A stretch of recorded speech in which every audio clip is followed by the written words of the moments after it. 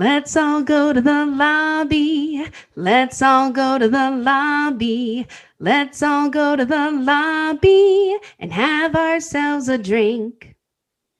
All right, and with Michaela singing, that means we are back in the lobby bar for the week of August the 4th, 2025. Brian and Michaela here with you. And Michaela, before we get started, we have a new patron. I wanted to give a shout out to Ian, is our newest patron. So thank you so much for joining up with us, Ian. We hope you have a good time, enjoy all the bonus content, and drop us your favorite movie because we'll probably cover it if we haven't already. So wanted to give a shout out to Ian there. Thank you so much. Yeah. And if you want to get more Patreon goodies, go to patreon.com/drink the movies. Always good to bring another into the drink the movies fold. Have some fun times there. Yeah. Absolutely. Super exciting. Thanks for joining, Ian. Absolutely. So, what we should do, in honor of that, and in honor of the lobby bar, is come up with a cocktail, as we're wont to do here for the week. And I was looking up some stuff, right? We've had a crazy weather event. It feels like we talk about the weather a lot here on the lobby bar, and this week is no different because it went from super hot to super cold, but I feel like summer is still around. So, I was looking for stuff that was good for August, and this cocktail caught my eye. It was called the Aperol Gin cocktail. And anyone who's listened to the podcast before knows that like a Negroni is one of my favorite things, right? Like gin and Campari, and Aperol is Campari adjacent more or less. So I was like, that sounds pretty good. That sounds kind of right Mm, up my alley. That it's probably going to mm. be some sort of Negroni variant, but no, this is a little bit different, and I think that it sounds really delicious. So I'm going to make one of these up here very shortly and sip and enjoy out on my back porch while I enjoy some cooler weather. But listen to this, Michaela. It's called the Aperol Gin cocktail, and what you do is into a shaker tin, you put one noble slice of cucumber, half an ounce of lime juice, and a half an ounce of simple syrup. Go ahead and muddle that up, right? You want to get all the cucumber juiciness out of that cucumber. And then you can add 1.5 ounces of your favorite gin. I like an American gin here. It has a little bit more citrusy note to Mm. it. And then a half an ounce of Aperol. Toss some ice, give that a shake and strain it into like a rocks glass with a big ice cube. That's how I like to take mine. You can garnish it with an orange peel. If you wanted a little fizzy, you could put in some club soda or maybe even a splash of like Prosecco if you're up Ooh. for that game. Sip and enjoy. But this is kind of like a little less sharp Negroni, and definitely has that cucumber flavor. What do you think about this summer feast for the senses? Well, I think it sounds amazing. It is interesting that as we're speaking, it's like 60 degrees outside and it's August 4th. I will say, I think we've just been put in the refrigerator to marinate before we're put into the oven for the rest of Mm, August. yeah, So that's what I think is actually happening. Every time I get excited that maybe it's turned that's what your the Thanksgiving world. turkey feels like, I think. That's right. This is exactly it.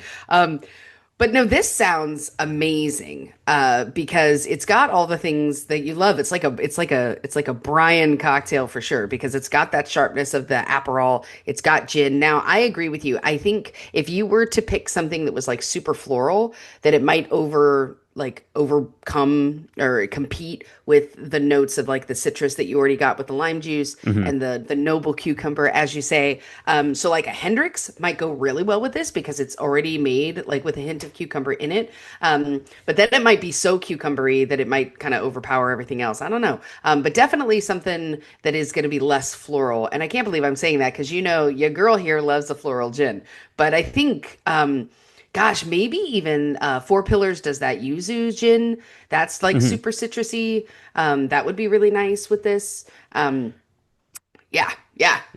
Yeah, I'm that would be excited. I good. can't wait to try this. That would be good. That would be good. And who among us has not gone to the grocery store, bought some cucumbers, and only to realize a few days later that you cannot remember what you got those for? You got it for this right here. So go ahead and throw a slice in there and mix up your drink. So let's talk the box office here over the weekend.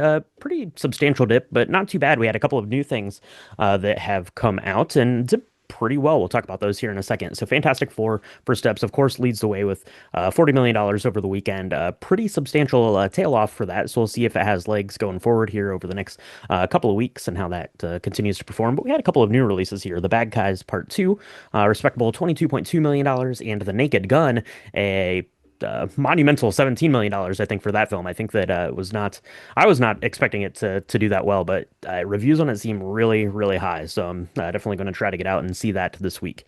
Superman and Jurassic World Rebirth round out the top five. Jurassic World Rebirth is up to about like $760 million worldwide. So good job Mm. there. Jurassic World, Superman is still hanging in there. And yeah, absolutely. So have you heard anything about The Bad Guys Part 2, Naked Gun? We talked a little bit about it on our Hangouts. And I don't know that this was something you were like super keen on. I definitely was more interested than you. But hearing any good buzz about either of these films? Oh my gosh. Okay, so a couple things. The Bad Guys 2, I think it was you that said that you were super excited to see this Hmm. film. The Bad Guys 1 was actually really good. I don't know if it's going to make like best animated picture. It's got a bunch of stars. I love the kind of theory behind being a bad guy, a reformed bad guy, and being like the bad guys from kind of all these I don't know, all like all of these stories and ideas of what a bad like a bad animal is, like the big bad wolf is like leading this pack. I kind of like this. I think that's going to be really good. I don't know if I'm going to make it out to the theater to see it because I'm traveling this week, but I do think the Naked Gun. I was a fan of Leslie Nielsen's Naked Gun. He is like a national treasure. It was like the only movie with Priscilla Presley in it. Maybe not the only one, but it was the only one I remember seeing where she was actually an actress and not just like Elvis Presley's wife. So that was kind of cool. Hmm. This one, I got to tell you, I was not excited about. I love Liam Neeson. I love Liam Neeson, and I love Pamela Anderson. I think if you have not gone to see The Last Showgirl, you need to go out and watch it. It is a triumph of a film. It's so good, and it really showcases Pamela Anderson in a very different light. It's just amazing. So I'm super excited to see this. I'm definitely going to see it. I don't know if I'm going to love it, just because I have such a nostalgic love for the old one, and it's going to be hard for me to break that off. But I'm glad that it's doing well. And there was so much buzz around Pamela Anderson and Liam Neeson standing close to each other and like being nice to each other that everyone lost their mind on the internet.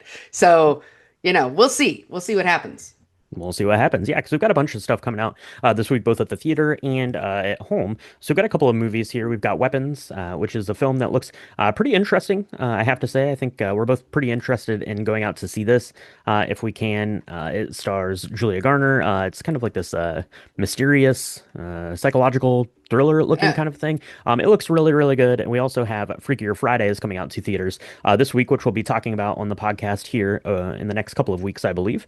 And look for Freaky Friday to be the Patreon bonus for the month because I've never seen Freaky Friday. So I think you're definitely looking forward to Freakier Friday. I think we're both definitely looking forward to going out to see Weapons because it looks like the kind of like mystery horror kind of thing that is right up our alley, or definitely right up my alley. And there's some stuff on TV that's coming out that is also right up our alley, or right up my alley at least. But we've got King of the Hill season 14. Everyone's favorite propane salesman is back to bring about all the laughs and things. I don't think you probably watched King of the Hill, Michaela. That Mike Judge uh, created thing, right? Beavis and Butthead, Mike Mm, Judge, that guy right mm-hmm, there, mm-hmm. came out. But King of the Hill was beloved, and I never watched it week to week, but every once in a while I would put one on and I'd be like, this is really, really good. I should be watching this more. But after I don't know, like a 17-year like hiatus or something like that, it is back. It is back on Hulu. Bringing it That's back. that starts this week. We've got season 2 of Wednesday. I don't know if you watched the first season of Wednesday. I loved it. Jenna Ortega there. That comes out on Netflix, and we have the new animated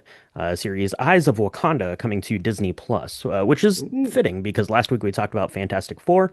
I mentioned that other than Black Panther, I'd never really been that interested in learning more about these superhero characters and all that stuff, except for Black Panther. And now apparently I get to do that on Eyes of Wakanda. Any of these three TV shows stand out to you, Michaela? So I feel like I missed the party in King of the Hill, and I don't really know why, because I had television, so I have no excuse, I think.